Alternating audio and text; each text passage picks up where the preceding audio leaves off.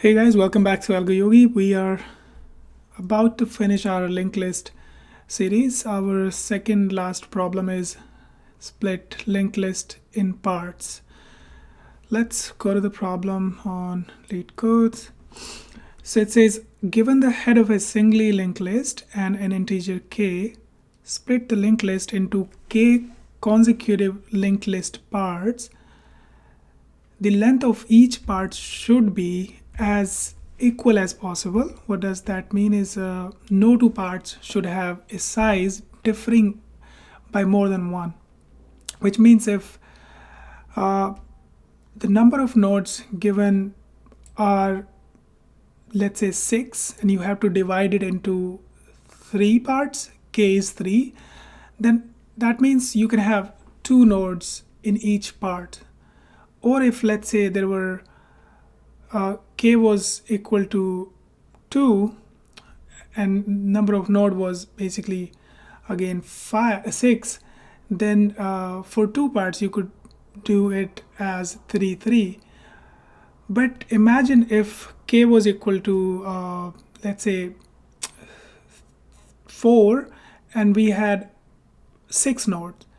That means our 2 of the nodes will have 2 nodes, and there will be 1 node which will basically contain I would say there will be 2 nodes which will contain just single node. So that's what I mean. So your nodes are not differing. It's not like one part will contain all the 3 nodes or 4 nodes, and remaining can have 2 nodes or something like that, or 1 node or empty. Also, they have given us that the k could be equal to k can be greater than the size of our linked list.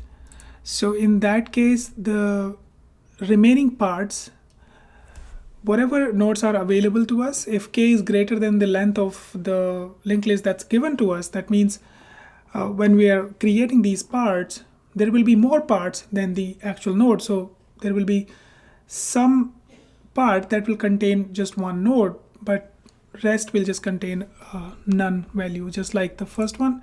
K is 5, which is greater than the length of our linked list, which is 3. Then that means the remaining 2 parts will be just none. So let's see how we are going to solve it. So given the first example, I think it should cover pretty much all the test cases that we're going to have, and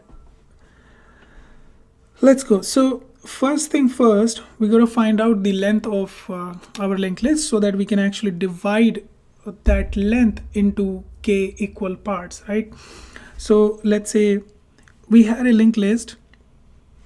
Let's go over the example first. So here step 1 would be find the length, find length.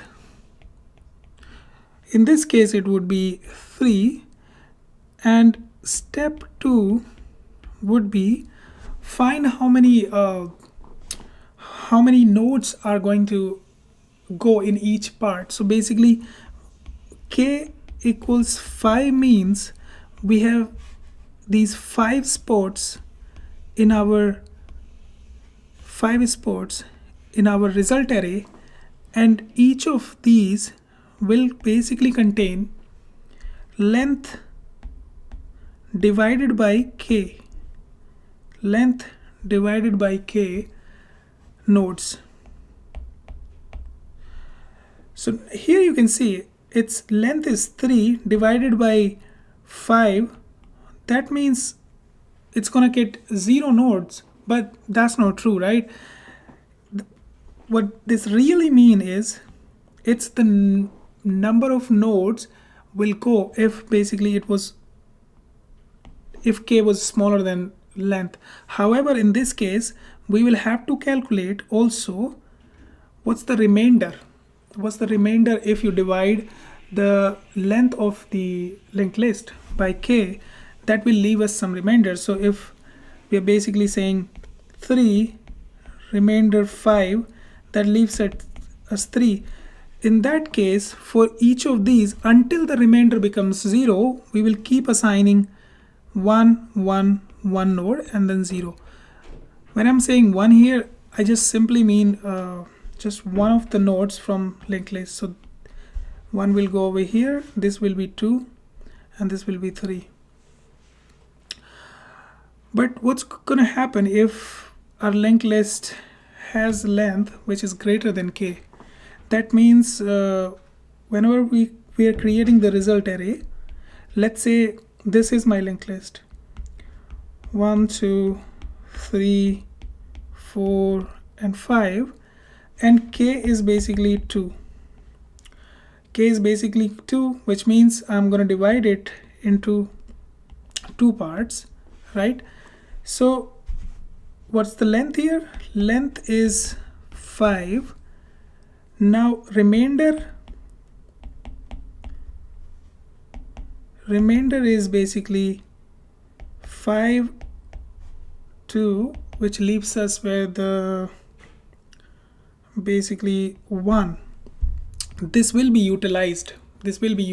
But this will go to the first part. Okay, this will go to the first part along with 5 divided by 2, which is basically 2. That means each of the parts will receive at least 2 nodes, at least 2 nodes, and then 1 node from the remainder.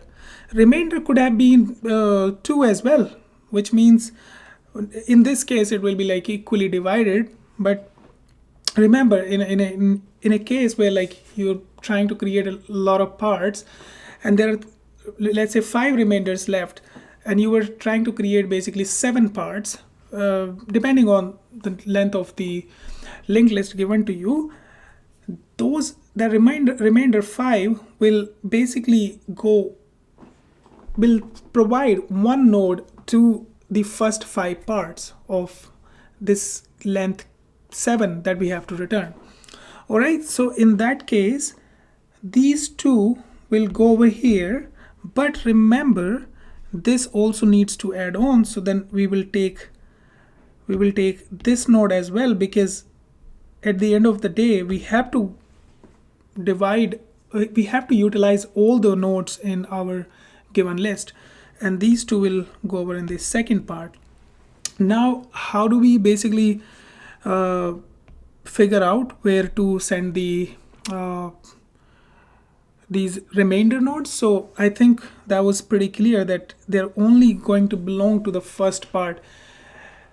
All right, I think it was given to us in the description as well that the length of each part should be as equal as possible. No part should have a size differing more than by 1. This may lead to some parts being null in the end. Not in this case though. Okay, then let's code it up. I think the solution seems pretty straightforward to me. So let's code it up. Let me just switch the screen. And okay, so as I said, first we got to find out the length, and that would be just iterating over the entire linked list. All right. Okay.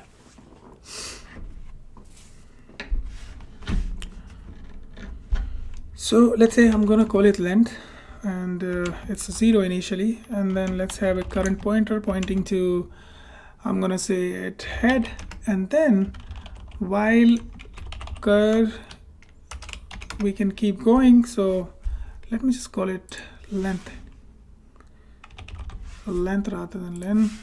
That's a reserved keyword that's used to find the length of an array or list.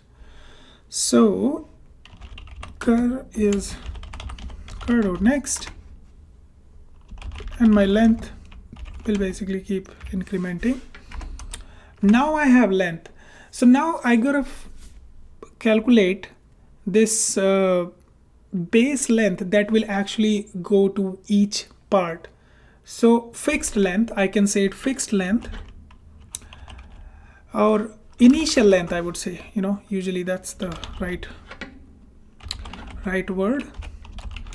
Initial length would be basically total length divided by k. So that's one thing. And then we have this remainder,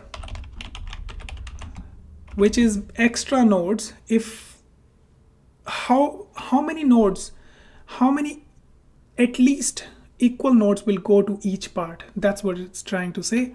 So basically, if I had to divide 11 nodes into 5 equal parts, 5k, that means each of the part is getting at least 2 nodes, and then there is this remainder 1. Very clear, okay? So I am going to basically take the mode of length.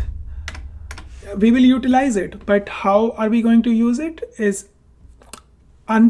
as we are moving from our basically this k length array, this result array. I'm going to create it like, let me just create it right now. So this is the result array, and now what I'm going to do is for I in range, and let me also have a reference to again I'm going to just say current, and it's again going to be at head, so that this will basically store the head of these parts, right?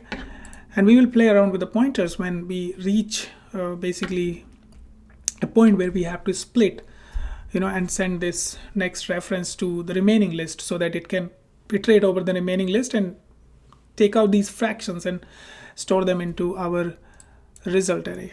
All right, then. So what I'm going to do is for I in range, I'm going to say initial length, but I am also going to say that add 1 if,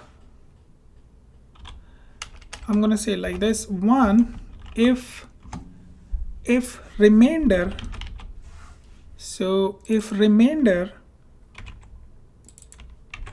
is greater than 0, else 0. But also remember that I want to subtract 1, because if I'm starting at a list, let's say 1 2 3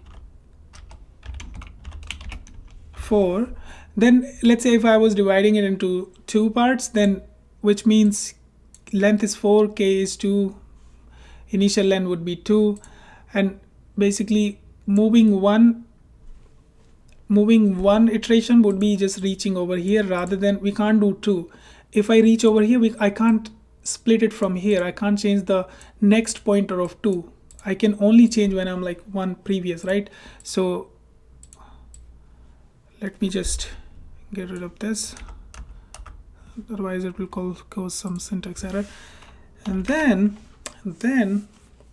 what I'm going to do is, now I wanna, oh my god, okay, I think I did a mistake over here. First I have to basically have an outside loop for, let's say, j in range. I'm just switching the order, okay, here, because usually it's like I and j, but for j in range I can say k, right? For j in range k, this is what we do, okay? This is a fixed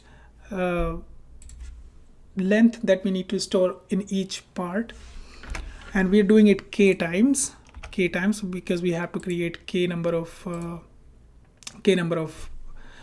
these sub list that we store. We are splitting the big list into these parts. Now what do we do? So once for each of these, what I will keep doing is I will keep moving my cur pointer, cur dot next, but I'm only doing it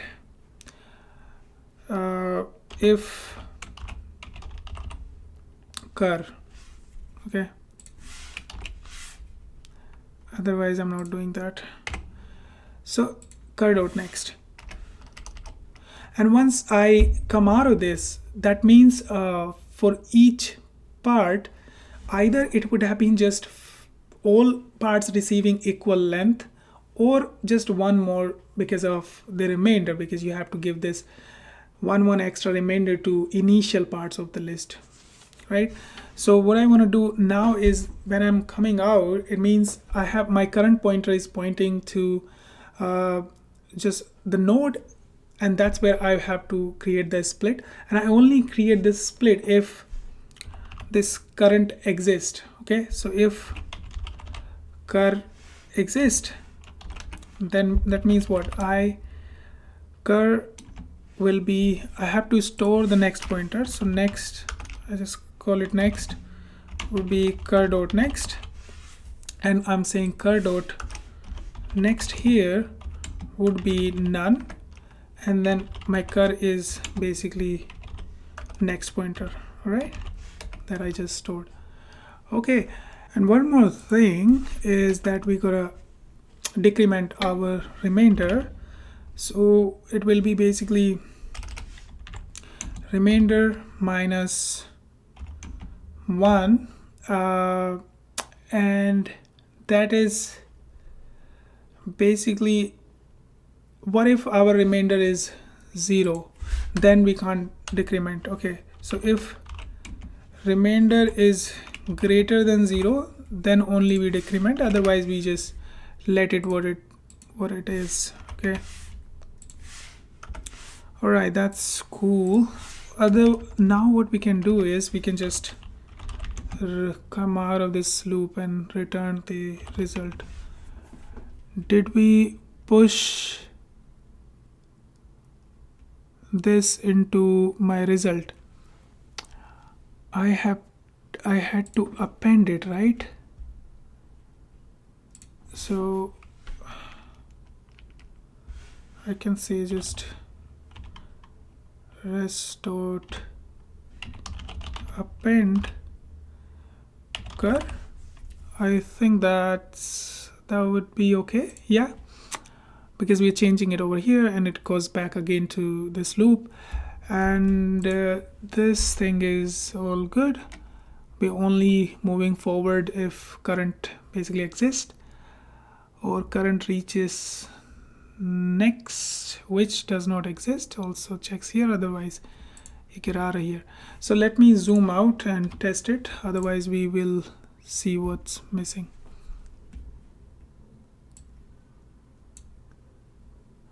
And that is line 8, and that's because we don't do it like this. We should be either have it like this or the other way. I'm not like thinking really straight through tonight. Okay, all right, let me submit it. All right, let's write down the time complexity, and pretty straightforward. We are basically doing, first we're checking the length, but we know that length of the list could be smaller than k, so k could be greater, so that's why time complexity should be big of max of k or n, which is the length of the list, and space complexity is basically big of n, because at the end of the day this big list also gonna store all the list, all the nodes basically, which are n nodes, I'm saying.